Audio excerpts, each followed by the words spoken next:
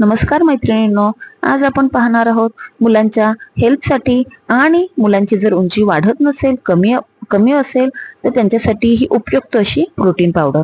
त्यासाठी मी इथे 100 ग्रॅम मखाना, 100 ग्रॅम बदाम, 50 ग्रॅम बडीशेप आणि 50 ग्रॅम सफेद तीळ घेतलेले आहे. ते आपल्याला एक चमचाभर तुपामध्ये सर्व छान परतून घ्यायचं आहे, भाजून घ्यायचं आहे आणि मग सर्व एकत्र करून थंड झाल्यानंतर मस्त त्याची पेस्ट करून घ्यायची आहे आणि ते शक्यतो काचेच्या बरणीमध्ये ठेवायचे आहे. तुम्ही काचेच्या बरणीमध्ये ठेवा, नाही तर माझ्या व्हिडिओमध्ये तुम्ही पाहिलेलेच असतील ते छोटे छोटे लोणच्याचे जार त्यामध्येही ठेवलं तरीही भरपूर दिवस हे प्रोटीन पावडर म्हणा, लोणचं म्हणा, तुम्ही चटणी मिरची अगदी काहीही यामध्ये ठेवू शकता.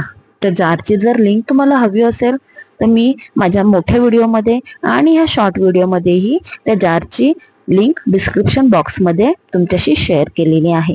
नक्की चेकआउट करा. चेकआउट करायला मात्र विसरू नका. पाहू शकताय खूप सुंदर आणि उपयुक्त असे हे लोणच्याचे जार आहेत.